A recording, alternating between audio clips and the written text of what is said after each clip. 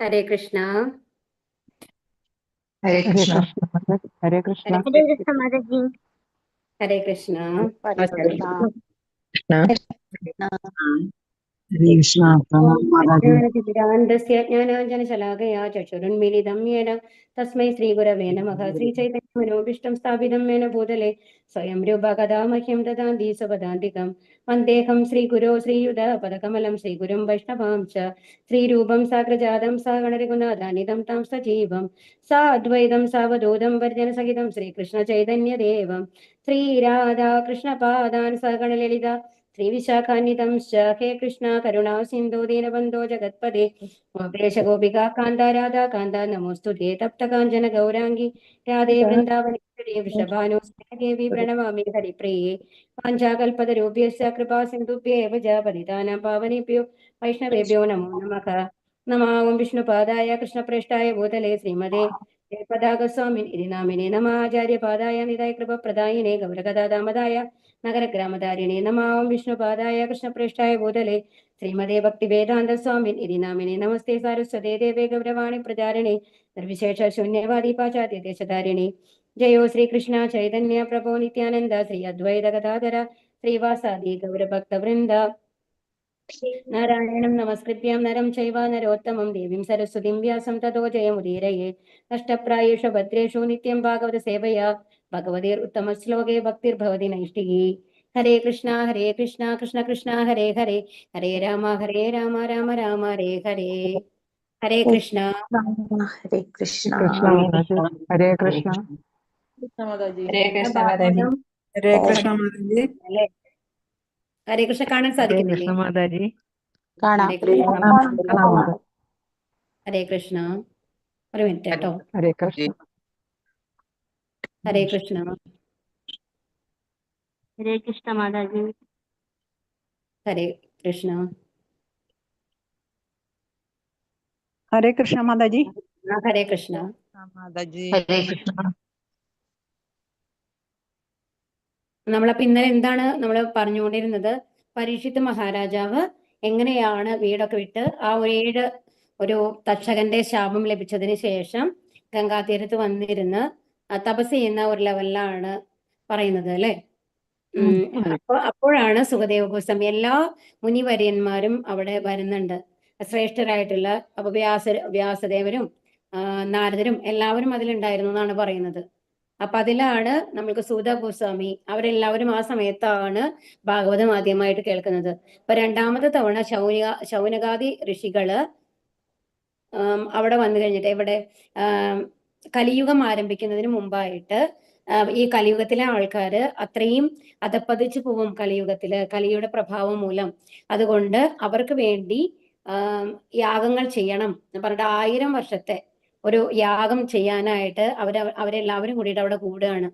അപ്പോഴാണ് സൂത ഗോസ്വാമിയുടെ അടുത്ത് ശൗനകാദി ഋഷികൾ പറയുന്നത് ഭാഗവതം ഞങ്ങൾക്ക് കേൾക്കണം, എന്തൊക്കെയാണ് സുഖദേവ ഗോസ്വാമി പരീക്ഷിത് മഹാരാജാവിന് പറഞ്ഞു കൊടുത്തത് എന്നുള്ളത് ചോദിക്കുന്നത്. അപ്പൊ അങ്ങനെയാണ് രണ്ടാമത് ഭാഗവതം നമ്മളോട് പറയാണ്. അപ്പൊ ആ ഭാഗവതമാണ് നമ്മൾ കേട്ടുകൊണ്ടിരിക്കുന്നത്. അപ്പൊ അത് സൂത ഗോസ്വാമി എങ്ങനെയാണ് പറയണമെന്നുണ്ടെങ്കിൽ അത് ശരിക്കും സുഖദേവ ഗോസ്വാമി പരീക്ഷിത് മഹാരാജാവ് നമ്മൾ എങ്ങനെയാണ് സംഭാഷണം നടത്തുന്നത് ഒരു ലൈവ് നമ്മൾ കേൾക്കുന്നമാരെ. നമ്മളെ ഭഗവത്ഗീതയിൽ വന്നിട്ട് സഞ്ജയൻ ആർക്ക് പറഞ്ഞു കൊടുത്തില്ലേ? ധൃതരാഷ്ട്രർക്ക്. അപ്പൊ നമ്മൾക്കത് ഭഗവാൻ ഉവാച അർജുനൻ ഉവാച പറഞ്ഞിട്ടുള്ള ആ ഒരു സംഭാഷണ രൂപത്തിൽ നമ്മൾ നേരിട്ട് കേൾക്കുന്ന മാതിരിയാണ് അല്ലെ. അതേ രൂപത്തിൽ തന്നെയാണ് ഇവിടെയും നമ്മൾക്ക് കാണാനായിട്ട് സാധിക്കുക. അപ്പൊ ഓരോ സിറ്റുവേഷൻ വരുമ്പോഴും അത് അതേമാതിരി നമ്മൾക്ക് കാണുന്ന മാതിരിയാണ്. അവരുടെ സംഭാഷണം നമ്മൾ നേരിട്ട് കേൾക്കുന്ന മാതിരിയാണ്. ആ രീതിയിലാണ്. അതായത് അവരങ്ങനെ പറഞ്ഞു, അങ്ങനെ പറഞ്ഞിട്ടല്ല, ഡയറക്റ്റ് സ്പീച്ച് ആയിട്ടാണ് ഇതിൽ നമ്മൾക്ക് കാണാനായിട്ട് സാധിക്കുക കേട്ടോ. അപ്പൊ എവിടെ വരയ്ക്കാണ് നമ്മൾ പറഞ്ഞത്? രണ്ടാമത്തെ ഇതിലായിരുന്നു അല്ലെ, ഗംഗാതീരത്ത് പോയി. അപ്പൊ ഇതിൽ നിന്ന് നമ്മൾ എന്താണ് ഒരു ഭാഗവതം നമ്മൾ പഠിക്കുകയാണ് അല്ലെ ഇപ്പോ. അപ്പൊ ഭാഗവതം പഠിക്കുമ്പോൾ എന്താണ് ഏത് രീതിയിൽ നമ്മൾ ഭാഗവതത്തെ കാണണം? ഇപ്പൊ നമ്മളൊരു ഹിസ്റ്ററി എന്ന് പറയുന്നത് നമ്മള് സോഷ്യൽ സ്റ്റഡീസ് ഒക്കെ നമ്മൾ പഠിച്ചിട്ടുണ്ട് അല്ലെ. നമ്മൾക്കപ്പോ നമ്മളെ ഹിസ്റ്ററി എന്ന് പറഞ്ഞാൽ നമ്മളെ സംബന്ധിച്ച് എന്താണ്, കുറെ രാജാക്കന്മാരെ കഥകൾ നമ്മൾ പഠിച്ചിട്ടുണ്ട്. അവർ ഓരോരുത്തരും എങ്ങനെയാണ് ഉണ്ടായിരുന്നത്, ആ രാജ്യഭരണം എങ്ങനെയായിരുന്നു, അതുപോലെ മുഗൾ ഭരണത്തില് പിന്നെ മുഗൾ ആക്രമണം വന്നു, അവർ നമ്മുടെ രാജ്യത്ത് വന്നു. അപ്പൊ അതൊക്കെയാണ് നമ്മൾ ഹിസ്റ്ററി എന്ന് പറഞ്ഞാൽ പഠിച്ചുകൊണ്ടിരിക്കുന്നത്. പക്ഷേ നമ്മൾ എപ്പോഴും മനസ്സിലാക്കേണ്ട കാര്യം എന്താണെന്നുണ്ടെങ്കിൽ ആ ഹിസ്റ്ററി പഠിച്ചത് കൊണ്ട് നമ്മുടെ ലൈഫിൽ എന്തെങ്കിലും മാറ്റം ഉണ്ടാവുന്നുണ്ടോ? നമുക്ക് എന്തെങ്കിലും ചിന്തിക്കാൻ ഉതകുന്ന മാതിരി എന്തെങ്കിലും നമുക്ക് അതിൽ നിന്ന് കിട്ടുന്നുണ്ടോ? അപ്പൊ ബ്രിട്ടീഷുകാർ വന്നു, അത്രയും കാലം നമ്മൾ അടിമകളായിരുന്നു. അതിൽ നിന്ന് നമ്മൾ പഠിക്കേണ്ട പാഠം എന്താണ്? ഒരാള് നമ്മൾക്ക് ഉള്ളിൽ വരുമ്പോ അവര് ഉദ്ദേശം എന്താണെന്ന് നമ്മൾ മനസ്സിലാക്കണം. നല്ല രീതിയിൽ വേണമെങ്കിൽ അതിനെ കാണാം എന്നല്ലാതെ അതുകൊണ്ട് അത് പഠിച്ചത് കൊണ്ട് എന്തെങ്കിലും ഒരു മോറൽ, അതായത് നമ്മുടെ ലൈഫിന് മാറ്റം വരുത്താവുന്ന എന്തെങ്കിലും നമുക്ക് അതിൽ നിന്ന് ലഭിക്കുന്നുണ്ടോ? നമ്മൾ അടിമകളായിട്ട് ഒരുപാട് കാലം കിടന്നു. അതിൽ നിന്ന് ഇതുവരെയ്ക്കും നമ്മൾക്ക് അതിൽ നിന്ന് മേലേക്ക് വരാൻ സാധിച്ചിട്ടില്ല അല്ലെ കുറെ കാര്യങ്ങളില്. അപ്പൊ ആ ഒരു രീതിയിലല്ല നമ്മൾ ഭാഗവതത്തെ കാണേണ്ടത്. ഇപ്പൊ പരീക്ഷിത് മഹാരാജാവ്, ഇപ്പൊ നമ്മളും പഠിക്കുന്നത് ഇതും ഒരു ഹിസ്റ്ററി ആയിട്ട് നമുക്ക് കണക്കാക്കാം അല്ലെ. 5000 വർഷങ്ങൾക്ക് മുമ്പ് പരീക്ഷിത് മഹാരാജാവ് ഇങ്ങനെ സംഭവിച്ചു. അപ്പോ എന്താണ്, സുഖദേവ ഗോസ്വാമി വന്നിട്ട് ഭാഗവതം പറഞ്ഞു. പിന്നെ നമ്മൾ ആ ഭാഗവതം ഇങ്ങനെ കഥകൾ കേട്ടുകൊണ്ടിരിക്കുന്നു. പക്ഷെ എന്തിനാണ് ഭാഗവതം പഠിക്കേണ്ടത്? അതാണ് നമ്മൾക്ക് മനസ്സിലാക്കേണ്ടത് ഇവിടെ.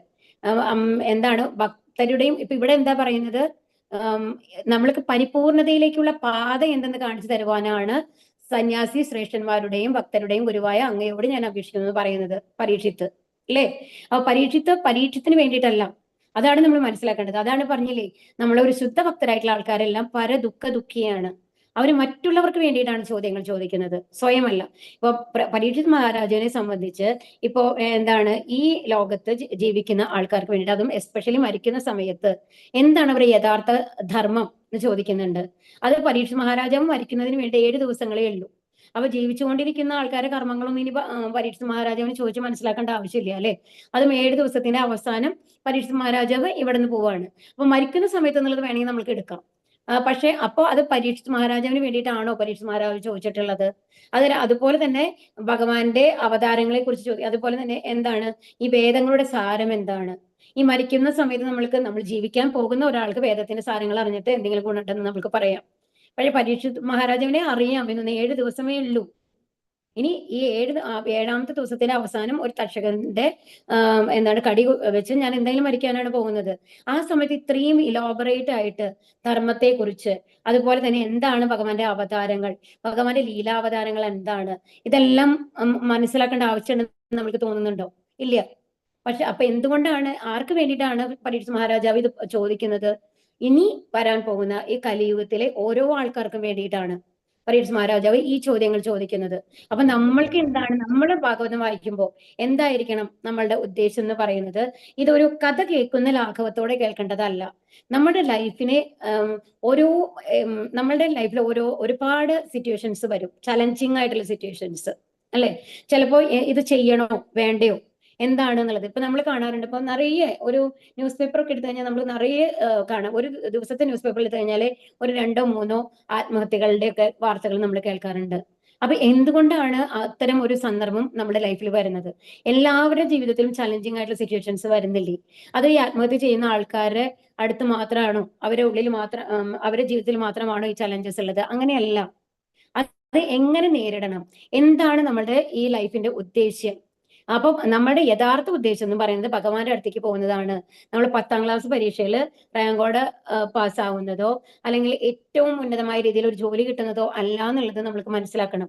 അപ്പൊ നമ്മൾ തെറ്റായ പാതയിൽ കൂടെയാണ് നമ്മളുടെ ഈ മോഡേൺ സയൻസ്, നമ്മളുടെ ഈ ഭൗതിക ലോകം, നമ്മുടെ സൊസൈറ്റി നമ്മളെ കൊണ്ടുപോയിക്കൊണ്ടിരിക്കുന്നത്. എല്ലാം ഒരു കോമ്പറ്റീറ്റീവ് സ്പിരിറ്റ് ആണ്. മറ്റുള്ളവരെക്കാളും ഞാൻ എത്രത്തോളം നന്നായിരിക്കുന്നു, അങ്ങനെയാണ് നമ്മൾ ഓരോ സിറ്റുവേഷനും കണ്ടുകൊണ്ടിരിക്കുന്നത്. അങ്ങനെ വരുമ്പോഴാണ് എന്താണ് ഒരു മെജോറിറ്റി ഒരാൾക്കാരുടെ ലെവലില് നമ്മൾക്ക് പെർഫോം ചെയ്യാൻ സാധിക്കുന്നില്ല ഒരു കാര്യം എന്ന് പറയുമ്പോൾ ആ സ്ട്രെസ് മൂലം നമ്മൾക്ക് ജീവിതം അവസാനിപ്പിക്കാൻ തോന്നുന്നത്, മറ്റുള്ളവരെ ഫേസ് ചെയ്യാൻ സാധിക്കുന്നില്ല എന്ന് തോന്നുന്നത്. എല്ലാവർക്കും അവരുടേതായ ക്വാളിറ്റീസ് ഉണ്ട്. പല തരത്തിലുള്ള ക്വാളിറ്റീസ് ആണ് നമുക്ക് ഓരോരുത്തർക്കും ഉണ്ടാവുക അല്ലെ. അപ്പോൾ അതിനനുസരിച്ച് ഒരുപാട് മാർഗങ്ങൾ ഇന്നത്തെ കാലത്ത്, പണ്ടാണെന്നുണ്ടെങ്കിൽ കൂടി ഏതെങ്കിലും ഈ ഒരു വളരെ ചുരുങ്ങിയ ഒരിതാണ്, ഒരു വില്ലേജ്, ഒരു ഗ്രാമം എന്ന് പറഞ്ഞാൽ ആ ഗ്രാമത്തിന് ചുറ്റിപ്പറ്റി മാത്രമാണ് എല്ലാ കാര്യങ്ങളും നടന്നിട്ടിരുന്നത്. ഇപ്പൊ അങ്ങനെയല്ല. ഒരു ഗ്ലോബലൈസേഷൻ ഒരു യുഗത്തിലാണ് നമ്മൾ ഇരിക്കുന്നത് അല്ലെ. ഇപ്പൊ അമേരിക്കയിൽ നടക്കുന്നതായാലും എന്താണ് ഒരു വേറെ ഏത് സ്ഥലത്ത്, എവിടെ UK എവിടെ നടക്കുന്ന കാര്യങ്ങളാണെങ്കിലും ഒരു നിമിഷത്തിൽ നമുക്ക് അറിയാനായിട്ട് സാധിക്കും. അതുപോലെ തന്നെ ആക്സസ് ഉണ്ട്. നമ്മൾക്ക് ഇവിടെ ഇരുന്നിട്ട് എത്രയോ പേര് അവിടുത്തെ കമ്പനികളിലെ ജോലികൾ ചെയ്തുകൊണ്ടിരിക്കുന്നുണ്ട് അല്ലെ. അതുപോലെ എത്ര വെറൈറ്റി കാര്യങ്ങളാണ് നമുക്ക് ചെയ്യാൻ പറ്റുക ഇന്നത്തെ കാലത്ത്. ഒരു ബേക്കിംഗ് ആവട്ടെ, ഒരു സ്റ്റിച്ചിങ് ആവട്ടെ. പണ്ടെല്ലാം എന്താണ് മോശമായി കരുതിയിരുന്ന പല ജോലികളും ഇപ്പോൾ ഒരുപാട് അപ്രീഷിയബിൾ ആയിട്ട് നമുക്ക് മാറിക്കൊണ്ടിരിക്കുകയാണ്, നമ്മളുടെ തിങ്കിങ് മാറുന്നതിനനുസരിച്ച്. അപ്പോൾ ഒരുപാട് ഈ ലോകത്തിൽ തന്നെ ഒരുപാട് വെറൈറ്റി കാര്യങ്ങളുണ്ട്. അപ്പൊ ഏത് നമ്മൾക്ക് നല്ലതാണ്. അപ്പോൾ അൾട്ടിമേറ്റ് ആയിട്ട് നമ്മളുടെ ആവശ്യം എന്ന് പറയുന്നത് എന്താണ്? ഭഗവാന്റെ അടുത്തെത്തുക എന്നുള്ളതാണ്. ഇപ്പൊ നമ്മളൊരു ട്രെയിൻ കയറുന്നു, നമ്മൾ ഡൽഹിക്കാണ് കയറുന്നത്. അപ്പൊ കേരളത്തിൽ നിന്ന് ഡൽഹിക്ക് കയറുക എന്ന് പറഞ്ഞാൽ ഇന്ന് ഭാരതത്തിന്റെ ഒരറ്റത്ത് നിന്ന് മറ്റേ അറ്റത്തേക്ക് പോകുന്ന മാതിരിയാണ് അല്ലെ. അപ്പൊ നമ്മൾ കയറുകയാണ്. അപ്പൊ കയറുമ്പോൾ നമ്മൾക്ക് എത്തേണ്ടത് ഏതാണ്? ഡൽഹി റെയിൽവേ സ്റ്റേഷനിൽ നമ്മൾ ഇറങ്ങണം. അതാണ് നമ്മുടെ ഉദ്ദേശം. അവിടെയുള്ള ഒരു സ്പോട്ടിലേക്കാണ് നമ്മൾക്ക് പോകേണ്ടത്. അപ്പൊ അതിന്റെ ഉള്ളില് നമ്മൾ ഒരുപാട് സ്ഥലങ്ങൾ കടന്നു പോകുന്നുണ്ട് അല്ലെ. അത് പോയിക്കൊണ്ടിരിക്കുമ്പോൾ ആദ്യം തമിഴ്നാട് വരും, അത് കഴിഞ്ഞ പിന്നെ ആന്ധ്രാപ്രദേശ് വരും, അത് കഴിഞ്ഞാൽ UP വരും, മധ്യപ്രദേശ് വരും. അങ്ങനെ കുറേ സ്ഥലങ്ങളിൽ കൂടെയാണ് ഈ ട്രെയിൻ പോയിക്കൊണ്ടിരിക്കുന്നത്. അപ്പൊ അവിടുത്തെ ഇപ്പൊ നമ്മൾ ആ ട്രെയിനിൽ കയറിയിട്ട് അവിടെ ഇറങ്ങുന്നതിന് മുമ്പ് ഉള്ളില് എത്രയോ സ്റ്റേഷൻസ് ഉണ്ടാവും. ഒരു 10-20 സ്റ്റേഷൻ റെയിൽവേ സ്റ്റേഷൻ ഉണ്ടെന്ന് വിചാരിച്ചോളൂ. ആ ഓരോ സ്റ്റേഷനിലെയും പല വൈവിധ്യത്തിലാണ് നമ്മൾ കാണുക.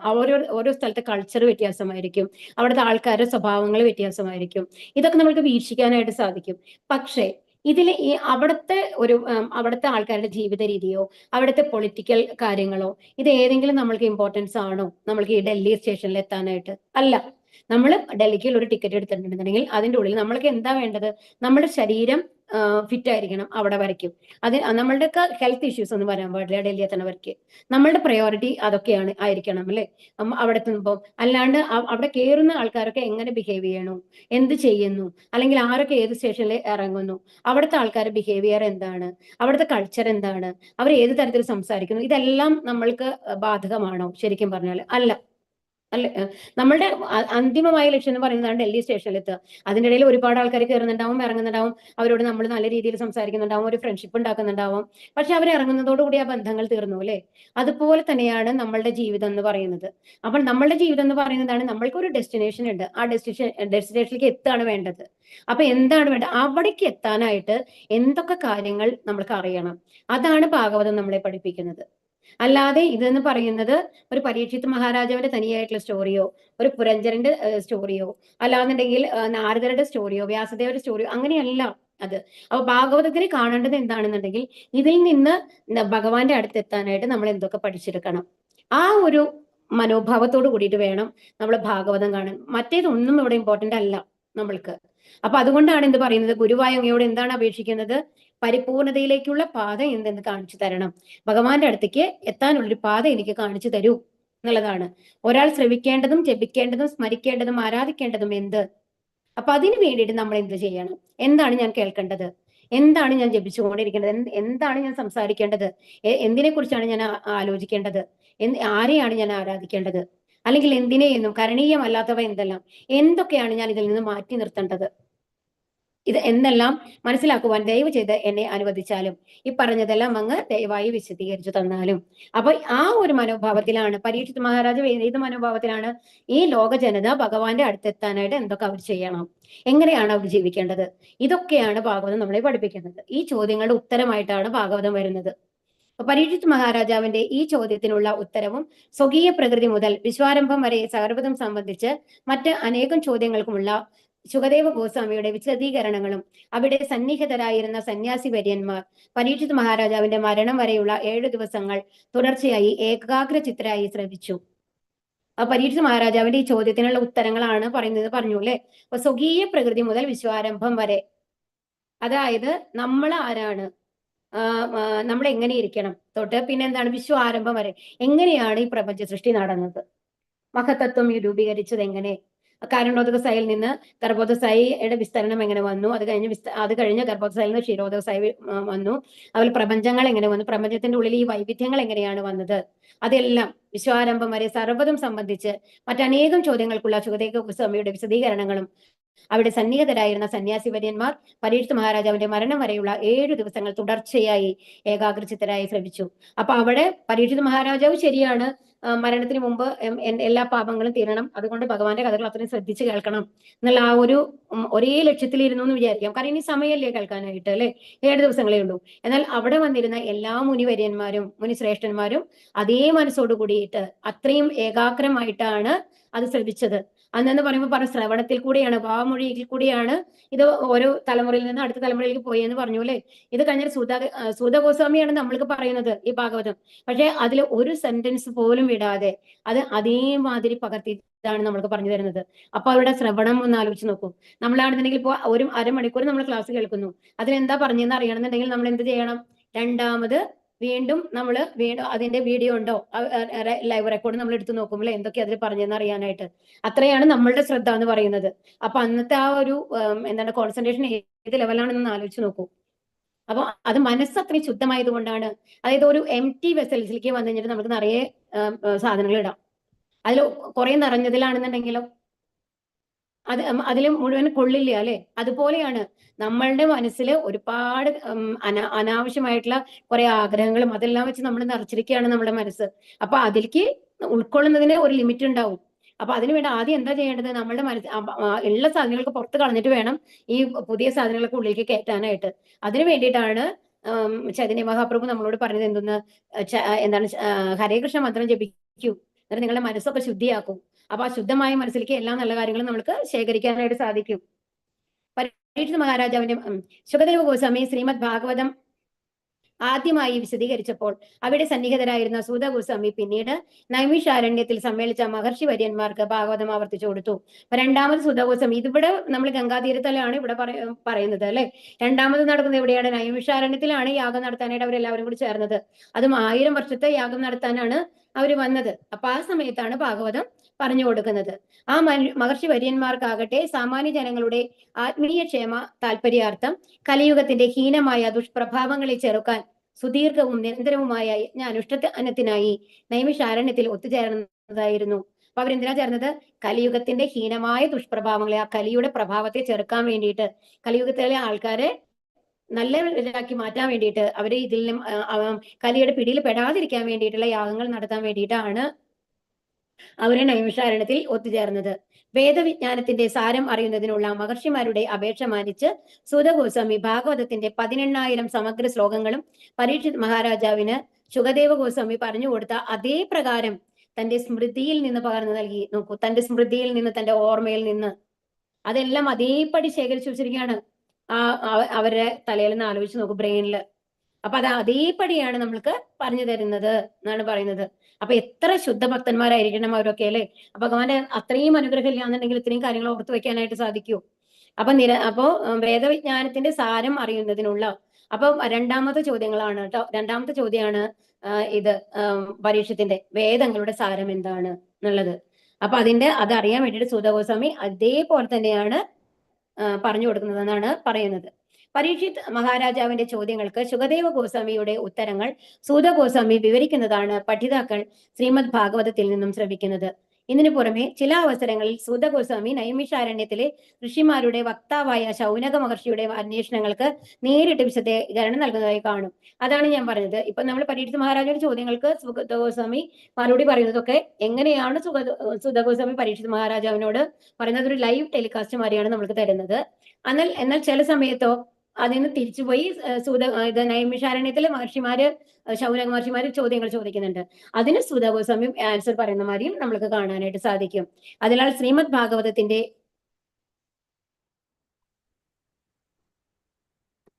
പഠിതാവ് ഗംഗാതീരത്ത് പരീക്ഷിത് മഹാരാജാവും ശുകദേവ ഗോസ്വാമിയും തമ്മിലുള്ളതും നൈമിഷാരണ്യത്തിൽ ശൗനക ഋഷിയുടെ നേതൃത്വത്തിലുള്ള മഹർഷിമാരും സൂത ഗോസ്വാമിയും തമ്മിലുള്ളതുമായ 2 സംഭാഷണങ്ങൾ കേൾക്കാനിടയാകുന്നു. അപ്പൊ ഇതിൽ 2 തരത്തിലാണ് നമ്മൾക്ക് കാണുക. നമ്മൾക്ക് ആദ്യമൊക്കെ തോന്നും ഇത് സുഖദേവ ഗോസ്വാമി പരീക്ഷിത്തിനോട് പറയണത് തന്നെയല്ലേ, എന്താ വ്യത്യാസം ഉള്ളതെന്ന്. അങ്ങനെയല്ല. ഇതിന്റെ ഇടയിൽ നമ്മൾക്ക് സുധ ഗോസ്വാമി ശൗനക ഋഷിമാരും തമ്മിലുള്ള ഒരു സംഭാഷണ രീതിയിലും ഇത് വരും. 2 ഇട കലർന്നിട്ടാണ്. ഇതിനു പുറമെ പരീക്ഷിത് മഹാരാജാവിന് ഉപദേശം നൽകുമ്പോൾ ബന്ധപ്പെട്ട ചരിത്രോപാഖ്യാനങ്ങളും മഹാത്മാക്കളായ നാരദമുനിയും വസുദേവരും പോലെയുള്ളവരുടെ സുദീർഘമായ ദാർശനിക സംവാദങ്ങളും ശുകദേവ ഗോസ്വാമി വിശദീകരിക്കുന്നു. അപ്പൊ ഇതില് നാരദമുനി വ്യാസദേവരോട് പറയുന്നതൊക്കെ ഉണ്ട്. അതൊക്കെ വരും കേട്ടോ ഇതില്. ആ ഉപദേശങ്ങൾ എന്തിനാണ് ഭാഗവതം രചിക്കേണ്ടത് അതെല്ലാം ഇതിൽ വരുന്നുണ്ട്. അതുപോലെ വസുദേവരോട് പറയുന്നത്, അതുപോലെ നമ്മുടെ ഭീഷ്മസ്തുതി വരും ഇതില്. അതുപോലെ കുന്തിയുടെ പ്രാർത്ഥനകൾ വരും. അങ്ങനെ പല സെക്ഷനായിട്ട് ഒരുപാട് ഇത് നമ്മൾക്ക് ഇതിൽ നിന്ന് ഗ്രഹിക്കാനായിട്ട് സാധിക്കും. ഇങ്ങനെ ഭാഗവത ചരിത്രം ഗ്രഹിക്കുന്ന പഠിതാവിന് വിവിധ സ്ഥലങ്ങളിൽ നിന്നുള്ള സംഭവങ്ങളും അനുബന്ധ സംഭാഷണങ്ങളും വളരെ സരളമായി മനസ്സിലാക്കാൻ സാധിക്കുന്നു. ഇത് ഒരു സാധാരണ ഒരാൾക്ക് ഒരുപാട് സംസ്കൃത പാണ്ഡിത്യമോ ഭാഷാ പരിജ്ഞാനമോ ഒന്നും വേണ്ട ഇത് മനസ്സിലാക്കാനായിട്ട്. ഇതൊന്നുമില്ലാതെ തന്നെ മനസ്സിലാക്കുന്ന രീതിയിലാണ് ഇത് പറഞ്ഞിട്ടുള്ളത് എന്നാണ് പറയുന്നത്. ക്രമത്തിനേക്കാൾ ഉപരി തത്വശാസ്ത്രത്തിന് പ്രാധാന്യം നൽകിയിരിക്കുന്നതിനാൽ ശ്രീമദ് ഭാഗവതത്തിന്റെ അഗാധമായ സന്ദേശം പൂർണ്ണമായും ഉൾക്കൊള്ളാൻ പഠിതാവിന് വിഷയത്തിൽ ശ്രദ്ധയുണ്ടായാൽ മാത്രം മതി. അപ്പൊ ഇതിൽ എന്താണ് പറയുന്നത്? ഭാഗവതം പഠിക്കാനുള്ള ക്വാളിഫിക്കേഷൻ എന്താണ് പറയുന്നത്? ശ്രദ്ധ. ശ്രദ്ധ എന്ന് പറയാൻ രണ്ടും ഉണ്ട്. വിശ്വാസവും വേണം, പിന്നെന്താണ്? ഏകാഗ്രത, അതായത് കോൺസെൻട്രേഷൻ നമ്മൾ പറയില്ലേ, രണ്ടും ഉണ്ടാവണം. അപ്പൊ ഇത് ഒരാൾക്ക് ഉണ്ടെന്നുണ്ടെങ്കിൽ ഒരുപാട് നമ്മള് സ്കോളർലി പീപ്പിൾ ഒന്നും ആവണ്ട. അതായത് നമ്മള് ഡബിൾ ഡിഗ്രി എടുത്ത ആൾക്കാരോ അങ്ങനെ ഹയർ ക്വാളിഫിക്കേഷൻ ഉള്ള ആൾക്കാരൊന്നും ആവണമെന്നില്ല. എന്താണ് വേണ്ടത്? നമ്മുടെ ഒരു മനസ്സുണ്ടാവണം ഭഗവാനെ കുറിച്ച് അറിയാനുള്ളത്. പിന്നെ അതിനുള്ള വിശ്വാസം ഉണ്ടാവണം. ആ വിശ്വാസത്തോടു കൂടി നമ്മൾ കേട്ടാൽ മാത്രമാണ് ഏത് ആത്മീയ കാര്യങ്ങളും നമ്മൾക്ക് മനസ്സിലാക്കാനായിട്ട് സാധിക്കുള്ളൂ. ശ്രീമദ് ഭാഗവതത്തിന്റെ ഈ പതിപ്പിന്റെ വിവർത്തകർ ഭാഗവതത്തെ കൽക്കണ്ടത്തോട് ഉപമിച്ചിരിക്കുന്നു. ഏത് ഭാഗം രുചിച്ചാലും ഒരുപോലെ മധുരതരവും ആസ്വാദികരവുമായി അനുഭവപ്പെടും. അതുകൊണ്ട് ഭാഗവത മാധുര്യം ആസ്വദിക്കുവാൻ ഏത് ബാല്യത്തിൽ നിന്നും വായന ആരംഭിക്കാം. എന്നാൽ ഗൗരവമുള്ള ഒരു പഠിതാവ് പ്രഥമ സ്കന്ധം മുതൽ സ്വാഭാവിക ക്രമം അനുസരിച്ച് ഭാഗവത അഭ്യസനം നടത്തുന്നതാണ് ഉചിതം. ഇവിടെ എന്താ പറയുന്നത്? മുമ്പ് പറഞ്ഞൂലേ, ഭാഗവതം എന്താണെന്നാ പറഞ്ഞത്? ഒരു പരിപക്വ ഫലമാണ്. അതായത് നന്നായി പഴുത്ത് പാകം വന്ന ഒരു എന്താണ് പഴമാണ്. അപ്പൊ അതിന് എങ്ങനെയാ ഉണ്ടാവുക? അത് എവിടെ നമ്മൾ കടിച്ചു കഴിഞ്ഞാലും ഒരേ മധുരമാണ് ഉണ്ടാവുക. ഇവിടെ എന്താ പറയുന്നത്? കൽക്കണ്ടം. കൽക്കണ്ടത്തിന് നമുക്ക് എവിടെ കടിച്ചു കഴിഞ്ഞാലും ഒരേ മധുരമാണ് ഉണ്ടാവുക അല്ലെ? അപ്പൊ ഏത് ഭാഗം രുചിച്ചാലും ഒരുപോലെ മധുരതരമാണ്. അപ്പൊ ഇതിൽ നിന്ന് നമ്മൾ രണ്ടാമത്തെ സ്കന്ധം എടുക്കുകയാണ്. ഇപ്പൊ നമ്മൾ പഠിക്കാൻ തുടങ്ങി രണ്ടാമത്തെ സ്കന്ധം എടുത്ത് വായിച്ചു കഴിഞ്ഞാലും അത്രയും നന്നായിട്ടാണ് ഉണ്ടാവുക. നമ്മൾക്ക് അത് ആസ്വദിക്കാനായിട്ട് സാധിക്കും. അതുപോലെ 12ാമത്തെ സ്കന്ധം എടുത്ത് വായിച്ചാലും ആസ്വദിക്കാനായിട്ട് സാധിക്കും. പക്ഷെ ഇവിടെ എന്താണ് അഡ്വൈസ് തരുന്നത് നമ്മൾക്ക്? എന്നാൽ നമ്മൾ എന്തിനു വേണ്ടിയിട്ടാണ് ആദ്യം തന്നെ ഇതിന്റെ ഉദ്ദേശം എന്താ പറഞ്ഞത്? എല്ലാവരെയും ഭഗവത് ധാമത്തിലേക്ക്, പരിപൂർണതയിലേക്ക് നയിക്കുക എന്നുള്ളതാണ് പറഞ്ഞത് അല്ലെ? അത് അങ്ങനത്തെ ഉദ്ദേശത്തോട് കൂടിയിട്ട് നമ്മൾ ഭാഗവതം വായിക്കുകയാണെന്നുണ്ടെങ്കിൽ എന്ത് വേണം? ആദ്യത്തെ സ്കന്ധം മുതൽ തുടർച്ചയായിട്ട് വായിച്ചു പോകണം. അതാണ് അതിന്റെ ശരിയായിട്ടുള്ള രീതി എന്നാണ് പറയുന്നത്. അപ്പോഴാണ് നമ്മൾക്ക് എന്താണ് ഭഗവാന്റെ മഹത്വം, എന്തുകൊണ്ടാണ് ഭഗവാനും നമ്മൾ തമ്മിലുള്ള റിലേഷൻ എന്താണ്, സംബന്ധം അത് എന്താണ്, ഇനി ഭഗവാനിലേക്ക് നമ്മൾ എങ്ങനെയാണ് എത്തേണ്ടത്, ആ എത്തിക്കഴിഞ്ഞാൽ നമ്മൾക്ക് എന്താണ് ലഭിക്കുന്നത്, ഇതെല്ലാം നമ്മൾക്ക് മനസ്സിലാകുക. അപ്പൊ ആ പൂർണ്ണ അറിവ് നമ്മൾക്ക് കിട്ടുമ്പോൾ നമ്മൾ എന്തായി മാറും? ഒരു ശുദ്ധ ഭക്തനായിട്ട് മാറും. നമ്മൾക്ക് ആത്മസാക്ഷാത്കാരം ലഭിക്കും. നമ്മൾ പറഞ്ഞ പോലെ മുമ്പേ തന്നെ 9ാമത്തെ നവമസ്കന്ധാണ് പറഞ്ഞിട്ടുള്ളത്. 9ാമത്തെ സ്കന്ധം വായിച്ചു കഴിയുമ്പോഴേക്കും നമ്മൾ ഒരു എന്താ പറയാ സെൽഫ് റിയലൈസ്ഡ് സോൾ, എന്താ ആത്മസാക്ഷാത്കാരം ലഭിച്ച ഒരാളായിട്ട് മാറും എന്നാണ് പറഞ്ഞത് അല്ലെ? അപ്പൊ അതുകൊണ്ട് എന്ത് ചെയ്യണം? ഭാഗവതം എങ്ങനെയാണ് പഠിക്കേണ്ടത്? തുടക്കം മുതൽ അവസാനം വരെ ക്രമമായി പഠിക്കണം. അതും എങ്ങനെ പഠിക്കണം? ശ്രദ്ധയോട് കൂടിയിട്ട്. ഭാഗവതത്തിന്റെ ഇംഗ്ലീഷ് പരിഭാഷ ഇംഗ്ലീഷ് ജനതയ്ക്ക് പ്രയോജനപ്രദമാകും വിധം വിപുലമായ വ്യാഖ്യാനങ്ങൾ അടങ്ങിയ ആദ്യത്തെ പരിഭാഷയാകുന്നു. ഭാരതീയ ധർമ്മ ദർശന ചിന്തകളുടെ സമുന്നത വ്യാഖ്യാതാവും വിശ്വവിഖ്യാത ഗുരുവും അന്താരാഷ്ട്ര കൃഷ്ണാവബോധ സമിതിയുടെ സ്ഥാപക ആചാര്യനുമായ ദിവ്യപൂജ്യ ശ്രീമദ് AC ഭക്തിവേദാന്ത സ്വാമി പ്രഭുപാദരുടെ പാണ്ഡിത്യോചിതവും ഭക്തി പുരസ്സരവുമായ പ്രയത്നത്തിന്റെ ഫലമാണ് ഭാഗവതത്തിന്റെ ആദ്യത്തെ 12 വാല്യങ്ങളും പ്രഥമ സ്കന്ധം മുതൽ ദശമസ്കന്ധ ഭാഗം 1 വരെ. ശ്രീല പ്രഭുപാദ തന്റെ സമ്പൂർണ്ണ സംസ്കൃത പാണ്ഡിത്യവും വേദ സംസ്കാരത്തിന്റെ അഗാധമായ പരിചയവും ആധുനിക ജീവിത ചിന്തകളും അനുയോജ്യമാം വിധം കൂട്ടിയിണക്കി ഈ പ്രശസ്ത സാഹിത്യകൃതിയെ അതിന്റെ പരിപൂർണ പ്രൗഢിയോടുകൂടി തന്നെ പാശ്ചാത്യർക്ക് വെളിപ്പെടുത്തി. അപ്പൊ ഭാഗവതത്തിന്റെ ഇംഗ്ലീഷ് പരിഭാഷ നമ്മളിപ്പോ പഠിക്കുന്ന ഇതെന്ന് പറയുന്നത് ഇതിന്റെ ഇംഗ്ലീഷ് ഇത് ചെയ്തത് AC ഭക്തിവേദാന്ത സ്വാമി പ്രഭുപാദരാണ്. പ്രഭുപാദര് എത്ര ഇതാണ്? പ്രഥമ സ്കന്ധം മുതൽ ദശമസ്കന്ധം ഭാഗം 1 വരെ പ്രഭുപാദ എഴുതി പ്രസിദ്ധപ്പെടുത്തിയതാണ്. ബാക്കി ഉള്ളത് വേറെ അദ്ദേഹത്തിന്റെ ശിഷ്യരാണ് ചെയ്തത്. അപ്പൊ പ്രഭുപാദരെ പറ്റിയിട്ട് പറഞ്ഞു കഴിഞ്ഞാല് നമ്മൾ ഇപ്പൊ പറഞ്ഞു, ഇപ്പോ 70ാമത്തെ വയസ്സിലാണ് അമേരിക്കൻ ഐക്യനാടുകളിൽ തന്റെ ഗുരുവായ ഭക്തി സിദ്ധാന്ത സരസ്വതി ഇവിടെ പ്രഭുപാദരുടെ നിർദ്ദേശപ്രകാരം എവിടേക്ക് പോകുന്നത്? അമേരിക്കൻ ഐക്യനാടുകളിലേക്ക് പോകുന്നത്.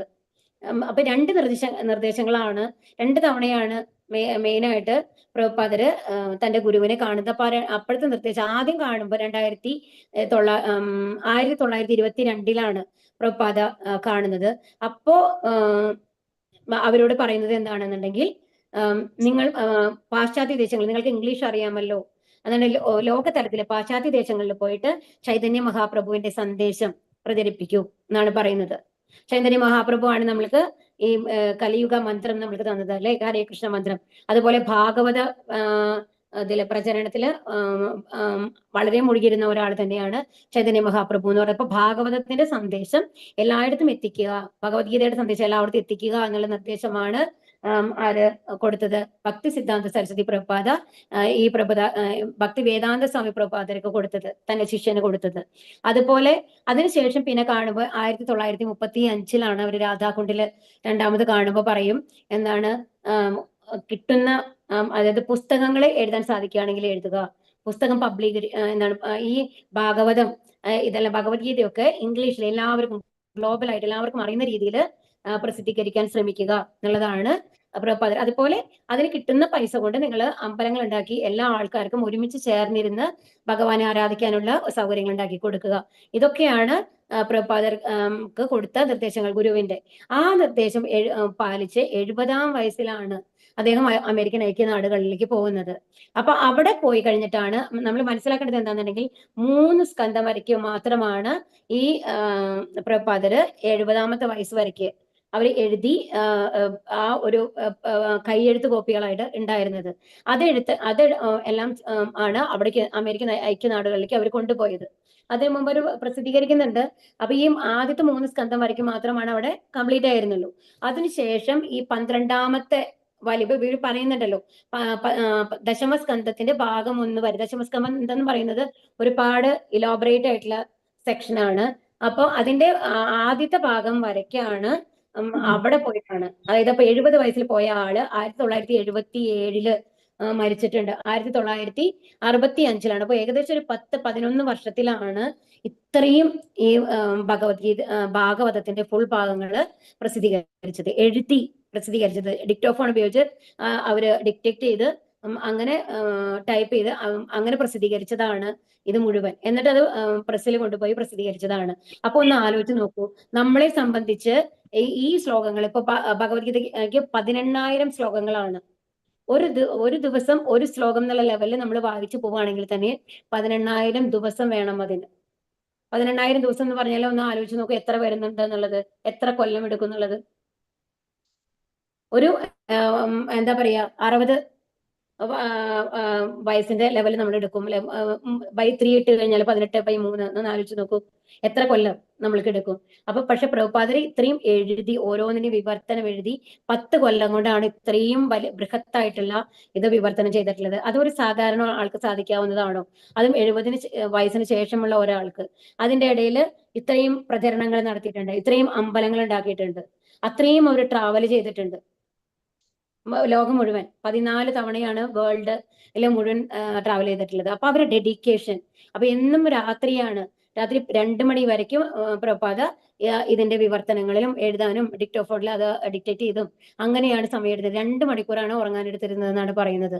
അപ്പൊ അത്രയും വലിയ ഒരു എഫർട്ടാണ്. അപ്പൊ പൂർണ്ണമായും എന്താണ് നമ്മളുടെ ഈ കലിയുഗത്തിലുള്ള ആൾക്കാരെ, അതായത് നമ്മളെ മാരിയുള്ള ആദ്യമായിട്ട് ഭാഗവതം പഠിക്കുന്ന ആൾക്കാർക്ക് സഹായകമാവുന്ന രീതിയിൽ, അവർക്ക് മനസ്സിലാവുന്ന രീതിയിൽ ഭാഗവതത്തിനെ വിവർത്തനം ചെയ്ത് എല്ലാവർക്കും ആ ഭാഗവത സന്ദേശം എത്തിക്കണം എന്നുള്ള ഒരേ ഒരു ലക്ഷ്യത്തോട് കൂടിയിട്ട് ജീവിച്ച ഒരു എന്താണ് സന്യാസി വര്യനായിരുന്നു ശരിക്കും പറഞ്ഞാൽ പ്രഭുപാദ എന്ന് പറയുന്നത്.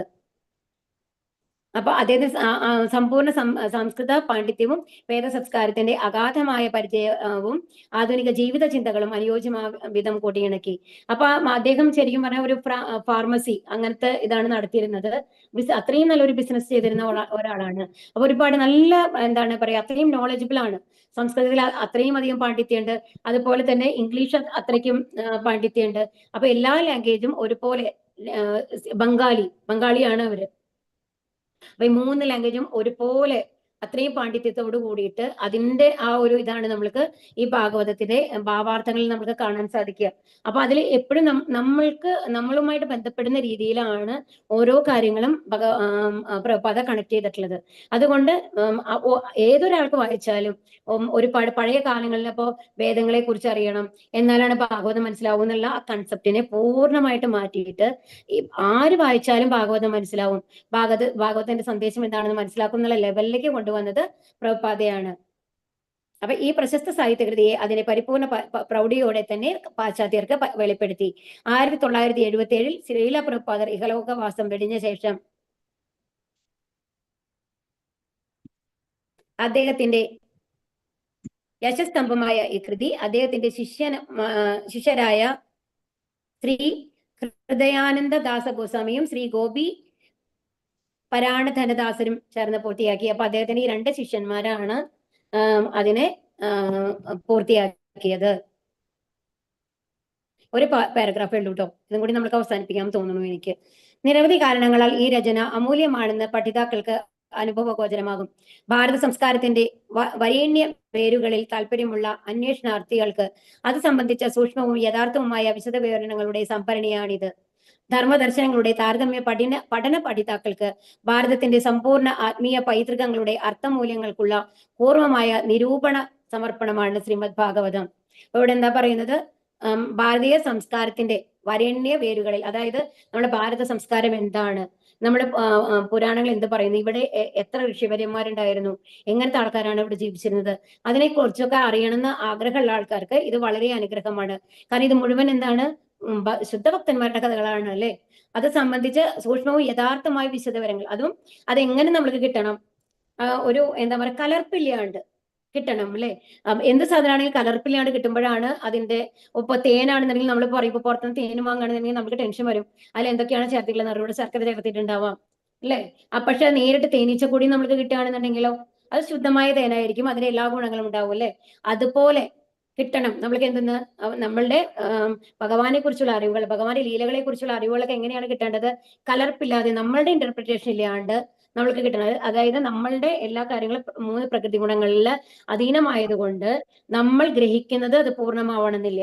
അപ്പൊ നമ്മൾ ഗ്രഹിച്ച മാതിരി നമ്മൾ മറ്റുള്ളവരോട് പറയുകയാണെന്നുണ്ടെങ്കിൽ അതെങ്ങനെയാ ഉണ്ടാവുക, നമ്മളുടേതായിട്ടുള്ള ഒരു ഇന്റർപ്രിട്ടേഷൻ ഉണ്ടാവും, നമ്മുടെ തിങ്കിങ് കൂടി ഉണ്ടാവും.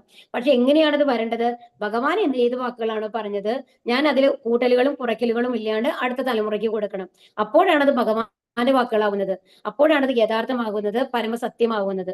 നമ്മൾ പറയുമ്പോൾ അത് പൂർണ്ണ സത്യമാവണമെന്നില്ല അല്ലെ. കാരണം നമ്മൾക്ക് യഥാർത്ഥമായിട്ട് അറിയാത്ത ഒരു കാര്യത്തെ കുറിച്ചിട്ട് പൂർണ്ണമായിട്ട് നമുക്ക് പറയാനായിട്ട് സാധിക്കൂ ഇല്ല, കാരണം നമ്മൾക്ക് പൂർണ്ണതയില്ല. അതുകൊണ്ട് ഭാരതത്തിന്റെ സമ്പൂർണ്ണ ആത്മീയ പൈതൃകങ്ങളുടെ അർത്ഥമൂല്യങ്ങളുള്ള പൂർണ്ണമായ നിരൂപണ സമർപ്പണമാണ് ശ്രീമദ് ഭാഗവതം.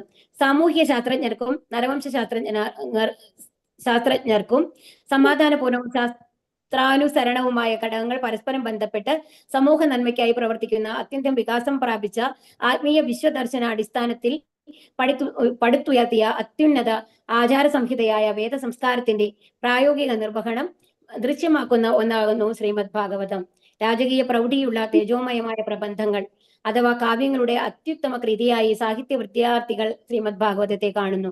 ഒരു മനഃശാസ്ത്ര വിദ്യാർത്ഥിക്ക് അവബോധ സ്വഭാവം, മനുഷ്യ സ്വഭാവം, താതാത്മ്യത്തിന്റെ, ഐക്യത്തിന്റെ ദാർശനിക പഠനം എന്നിവയെക്കുറിച്ചുള്ള പ്രധാന പരിപ്രേക്ഷ്യങ്ങൾ, ദർശനം, വീക്ഷണം ശ്രീമദ് ഭാഗവതം സംഭരിച്ചു നൽകുന്നു. ആത്മീയ ഉൾക്കാഴ്ച കാക്ഷിക്കുന്നവന് അത്യുന്നതമായ ആത്മവിജ്ഞാന പ്രാപ്തിയും നിരപേക്ഷ സത്യ സാക്ഷാത്കാരത്തോടുള്ള ലഘുവും പ്രായോഗികവുമായ മാർഗനിർദ്ദേശവും ശ്രീമദ് ഭാഗവതം സമ്മാനിക്കുന്നു. ഭക്തിവേദാന്ത ബുക്ക് ട്രസ്റ്റ് ഇന്റർനാഷണൽ അവതരിപ്പിക്കുന്ന ഈ സമ്പൂർണ്ണ ബഹുവാല്യം ആധുനിക മനുഷ്യന്റെ ആഗതമാകാനിരിക്കുന്ന ഭൗതിക, സാംസ്കാരിക, ആത്മീയ ജീവിതത്തിൽ അതിപ്രധാനമായ സ്ഥാനം വഹിക്കും എന്നതിൽ സംശയമില്ല. അപ്പൊ ഇവിടെ എന്താ പറയുന്നത്, സാമൂഹ്യ ശാസ്ത്രജ്ഞന്മാരിപ്പോ സമൂഹ നന്മയ്ക്ക് വേണ്ടിയിട്ട് പ്രവർത്തിക്കുന്ന അത്യന്തം വികാസം പ്രാപിച്ച ആത്മീയ വിശ്വദർശന അടിസ്ഥാനത്തിൽ പടുത്തുയർത്തിയ അത്യുന്നത ആചാര സംഹിതയായ വേദസംസ്കാരത്തിന്റെ പ്രായോഗിക നിർവഹണം ദൃശ്യമാക്കുന്ന ഒന്നാകുന്നു ശ്രീമദ് ഭാഗവതം. ഒരുപാട് ബുദ്ധിമുട്ടാണല്ലേ വാക്കുകൾ, നമ്മൾ സാധാരണ ഉപയോഗിക്കുന്ന വാക്കുകളല്ല. ഇവിടെ ഇതിന്റെ അർത്ഥം എന്താ പറയണെന്നുണ്ടെങ്കിൽ, നമ്മൾ എന്താണ് നമ്മളുടെ വിശ്വദർശന, അതായത് ഈ ലോകത്തിലുള്ളത് എല്ലാവരും ഒരേ മാതിരിയാണ്, ഭഗവാന്റെ സൃഷ്ടികളാണ് അല്ലെ. അപ്പൊ എല്ലാവരും ഒരേമാതിരി നമ്മൾ കാണാം. നമ്മൾ ഇന്ത്യൻസ് അല്ലെങ്കിൽ അമേരിക്കൻ അല്ലെങ്കിൽ ചൈനീസ് അങ്ങനെ വേർതിരിവുകളില്ലാതെ എല്ലാ മനുഷ്യജനതയ്ക്കും വേണ്ടി ഉപകാരപ്രദമായിട്ടുള്ള അതാണ് ആത്മീയ വിശ്വദർശന അടിത്തറ. നമ്മൾ പറഞ്ഞ പോലെ ആത്മീയ കമ്മ്യൂണിസം പറഞ്ഞു അല്ലെ, അതുപോലെ അതാണ് അതാണ് ഒരു വേദ സംസ്കാരത്തിൽ ഒരിക്കലും ഒരു ഇന്ത്യക്കാരനോ ചൈനക്കാരനോ ജപ്പാൻകാരനോ ഇല്ല. വേദങ്ങൾ പറയുന്നതാണ് മനുഷ്യരാശിക്ക് എന്താണ് നല്ലത്, മനുഷ്യരാശിയുടെ അന്തിമ ലക്ഷ്യം എന്താണ്, അവരെവിടേക്കാണ് എത്തേണ്ടത്, അതിനു വേണ്ടി എന്ത് പ്രവർത്തനങ്ങളാണ് ചെയ്യുന്നത്. അവിടെ ഭാഷ എന്ന് പറയുന്നത് ഒരു എന്താണ് പറയാ ബാരിയർ ആയിട്ട് വരുന്നില്ല. എന്തായാലും മലയാളം പറയാ. അപ്പം അതായത് നമ്മൾക്ക് വന്നു കഴിഞ്ഞാൽ ഏത് ഭാഷയുള്ള ഒരാളാണെന്നുണ്ടെങ്കിലും ഈ ഭാഗവതം വായിച്ചാൽ, അതായത് അവരവരുടെ ഭാഷയിൽ ട്രാൻസ്ലേഷൻ എടുത്തിട്ട് അവർ വായിക്കുകയാണെന്നുണ്ടെങ്കിൽ അവർ ഭഗവാന്റെ അടുത്തേക്ക് എത്താം ഉള്ളതാണ്. അവർ ഏത് ദൈവങ്ങളെ ആരാധിക്കുന്നു എന്നുള്ളത് അവിടെ പ്രസക്തമല്ല. നമ്മൾക്ക് പറയുന്നത് ഭഗവാന്റെ അടുത്ത് എത്താനായിട്ട് നമ്മൾ എന്ത് ചെയ്യണം, ഏത് തരത്തിലാണ് ഭഗവാനെ ആരാധിക്കേണ്ടതെന്നാണ് നമ്മളെ പഠിപ്പിക്കുന്നത് അല്ലെ. അപ്പൊ അതെങ്ങനെയാണ് പഠിപ്പിക്കുന്നത്? അതിൽ ഓരോ ഭക്തന്മാരും എങ്ങനെയാണ് അവരുടെ ജീവിതം നയിച്ചത്, എങ്ങനെ അവർ ശുദ്ധ ഭക്തന്മാരായി മാറി, എത്ര എളിയ നിലയിൽ നിന്നാണ് അവർ ആ ലെവലിലേക്ക് എത്തിയത്, ഇതൊക്കെയാണ് നമ്മളെ പഠിപ്പിക്കുന്നത്. അപ്പൊ ഇതിന്റെ അതാണ് പറയുന്നത് പ്രായോഗിക നിർവഹണം ദൃശ്യമാക്കുന്ന, അത് പ്രാക്ടിക്കലായിട്ട് നമ്മൾക്ക് എങ്ങനെ ചെയ്യാം എന്നുള്ളതാണ്. ഒരു സമൂഹ നന്മയ്ക്കായിട്ട് പ്രവർത്തിക്കുന്ന അത്യന്തം വികാസം പ്രാപിച്ച എന്നാണ് പറയുന്നത് അല്ലെ. അപ്പൊ സമൂഹ നന്മ, അൾട്ടിമേറ്റ് ആയിട്ടുള്ള സമൂഹ നന്മ എന്ന് പറയുന്നത് എന്താണ്? ഇവിടെ നമ്മൾ ഭഗവാനിലേക്ക് എത്താനുള്ള കാര്യങ്ങൾ. അപ്പൊ നമ്മൾ ഭഗവാനിലേക്ക് എത്താനുള്ള നമ്മളുടെ നിർദ്ദേശങ്ങൾ നമുക്ക് തന്നിട്ടുണ്ട്. ആ നിർദ്ദേശങ്ങൾ എന്തൊക്കെയാണ്? എല്ലാവരെയും നമ്മൾ ഒരുപോലെ കാണണം എന്നുള്ളതാണ് ആദ്യത്തെ. അതുപോലെ തന്നെ എല്ലാവരോടും നമ്മൾ സ്നേഹമുള്ളവരായിരിക്കണം. ഒരു വിദ്വേഷം ആരുടെ നേരെ ഉണ്ടാവാൻ പാടില്ല. ഇത് നമ്മൾ പ്രാക്ടിക്കലായിട്ട് നമ്മൾ ചെയ്യാൻ തുടങ്ങി നിൽക്കും നമ്മുടെ ലൈഫിൽ. ഈ ഭാഗവതം പറയുന്നത് നമ്മൾ ചെയ്യുകയാണെന്നുണ്ടെങ്കിൽ ഇതുമാരത്തെ എന്താണ് 2 രാജ്യങ്ങൾ തമ്മിലുള്ള യുദ്ധങ്ങൾ ഉണ്ടാവും ഇല്ല. അതുപോലെ തന്നെ ഒരാൾ മറ്റൊരാളെ കണ്ടു കഴിഞ്ഞാൽ കൊല്ലാം എന്നുള്ള ഒരു അവസ്ഥ മനസ്സിൽ നിന്ന് സംജാതാവോ ഇല്ല. അപ്പൊ ഈ ഭാഗവതം പഠിക്കുക എന്ന് പറയുന്നത് ഭഗവാന്റെ അടുത്ത് എത്തുക എന്നുള്ളതാണ് അൾട്ടിമേറ്റ് ലക്ഷ്യം എന്നുണ്ടെങ്കിൽ കൂടി ഈ സമൂഹത്തിന്റെ പൊതുവായിട്ടുള്ള നല്ല നടത്തിപ്പിന്, അതായത് എല്ലാവരും സൗഹാർദ്ദമായിട്ട് സമാധാനത്തോടുകൂടി സന്തോഷത്തോടുകൂടി കഴിയാനുള്ള ഒരു അവസരമാണ് നമ്മൾക്ക് ഉണ്ടാക്കി തരുന്നതെന്ന് മനസ്സിലാക്കണം. അപ്പൊ നമ്മുടെ ദൈനംദിന ജീവിതത്തിൽ നമ്മളിത് ഓരോരുത്തരും പ്രാവർത്തികമാക്കുകയാണെന്നുണ്ടെങ്കിൽ നമ്മളുടെ പൊതുവെയുള്ള ഈ സമൂഹം എന്ന് പറയുന്നത് ഒരുപാട് സൗഹാർദ്ദമായിട്ട് സന്തോഷമായിട്ട് ജീവിക്കും. ഒരു സ്പർദ്ധയില്ലാതെ എല്ലാവരെയും ഇഷ്ടപ്പെടാനും സ്നേഹിക്കാനും കഴിയുന്ന ഒരു അവസ്ഥയിലേക്ക് നമ്മൾ എത്തും. അത് തന്നെയല്ലേ നമ്മൾ ആഗ്രഹിക്കുന്നതും ഇന്നത്തെ കാലത്ത്. അപ്പൊ ഒരു മനഃശാസ്ത്ര വിദ്യാർത്ഥിക്ക് അവബോധ സ്വഭാവം, അതുപോലെ ഇത് പഠിക്കുമ്പോൾ നമ്മൾക്കറിയാം ഓരോ സിറ്റുവേഷനിൽ നമ്മൾ എങ്ങനെയാണ് പെരുമാറേണ്ടത്. അപ്പൊ ഒരു മനഃശാസ്ത്ര വിദ്യാർത്ഥി ആണെങ്കിൽ സൈക്കോളജി അല്ലെ, മറ്റുള്ളവരെ എങ്ങനെ കൗൺസിലിംഗ് ചെയ്യാം, അവരെ എങ്ങനെ നല്ല ലെവലിലേക്ക് കൊണ്ടുവരാം എന്നുള്ളതാണ്. ഇതിൽ ഓരോ ഗുരുവര്യന്മാരും നമ്മൾക്ക് വേണ്ടിയിട്ടാണ് ഇത്രയും കാര്യങ്ങൾ എഴുതി വെച്ചിട്ടുള്ളത് അല്ലെ. ഓരോരുത്തരെയും എങ്ങനെ ഭഗവാന്റെ അടുത്ത് കൊണ്ടുപോകാം, ഭഗവാന്റെ അടുത്ത് കൊണ്ടുപോകാൻ അർത്ഥം എന്താണ്? അയാൾ എങ്ങനെ ഒരു നല്ല മനുഷ്യനാവും, മറ്റുള്ളവരെ എങ്ങനെ അവർ സ്നേഹിക്കും എന്നുള്ളത് പഠിപ്പിക്കലാണ്. അത് തന്നെയാണ് അൾട്ടിമേറ്റ് ആയിട്ട് നമ്മുടെ സമൂഹത്തിന് ഇപ്പോഴത്തെ ആവശ്യം എന്ന് പറയുന്നത്. അതാണ് ഇവിടെ പറയുന്നത്. അത്യുന്നതമായ ആത്മവിജ്ഞാന പ്രാപ്തി, നിരപേക്ഷ സത്യ സാക്ഷാത്കാരത്തിന് ഉള്ള ലഘുവും പ്രായോഗികവുമായ മാർഗനിർദ്ദേശം. അതുപോലെ തന്നെ ഭഗവാന്റെ അടുത്തെത്തലാണ് നമ്മുടെ അൾട്ടിമേറ്റ് എയിം എന്ന് പറഞ്ഞു അല്ലെ. അപ്പൊ അത് ഏറ്റവും എളുപ്പത്തില് ഒരു ലിഫ്റ്റിൽ കയറി കഴിഞ്ഞിട്ട് എത്തുന്ന മാതിരി നമ്മൾക്ക് എങ്ങനെ എത്താം എന്നുള്ളതാണ് ശ്രീമദ് ഭാഗവതം നമ്മളെ പഠിപ്പിക്കുന്നത്. അപ്പൊ ഭക്തി വേദാന്ത ബുക്ക് ട്രസ്റ്റ് ഇന്റർനാഷണൽ അവതരിപ്പിക്കുന്ന ഈ സമ്പൂർണ്ണ ബഹുവാല്യം ആധുനിക മനുഷ്യന്റെ ആഗതമാകാനിരിക്കുന്ന ഭൗതിക സാംസ്കാരിക ആത്മീയ ജീവിതത്തിൽ അതിപ്രധാനമായ സ്ഥാനം വഹിക്കുമെന്നതിന് സംശയമില്ല. അപ്പോ ഒരു ആത്മീയ പുരോഗതി മാത്രമല്ല ഭാഗവതം ലക്ഷ്യമാക്കുന്നത്, പിന്നെന്താണ്? ഭൗതിക സാംസ്കാരിക പുരോഗതി. ആ സാംസ്കാരിക പുരോഗതിയാണ് നമ്മളുടെ ഓരോ സംഘടനകളും, ആത്മീയ സംഘടന അല്ലാത്ത സംഘടനകൾ പോലും ലക്ഷ്യം വെക്കുന്നതെന്ന് മനസ്സിലാക്കണം. അപ്പൊ നമുക്ക് സാംസ്കാരികമായ ഉന്നതി എന്ന് പറഞ്ഞാൽ ഓരോരുത്തരും ഒരു പെർഫെക്റ്റ് ഹ്യൂമൻ ബീയിങ്, ഒരു നല്ല മനുഷ്യനാവുക എന്നുള്ളതാണ്. ആ നല്ല മനുഷ്യനാവുക എങ്ങനെയാവാം എന്നുള്ള ദൗത്യം കൂടി ഭാഗവതം നമ്മളെ പഠിപ്പിക്കുന്നുണ്ട് എന്നുള്ളതാണ് ഇവിടെ പറയുന്നത്. ഹരേ കൃഷ്ണ.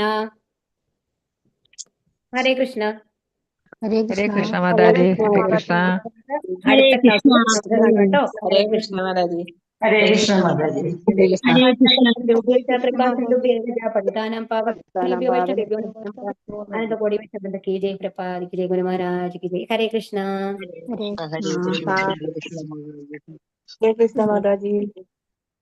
हरे कृष्णा. ഹരേ കൃഷ്ണ.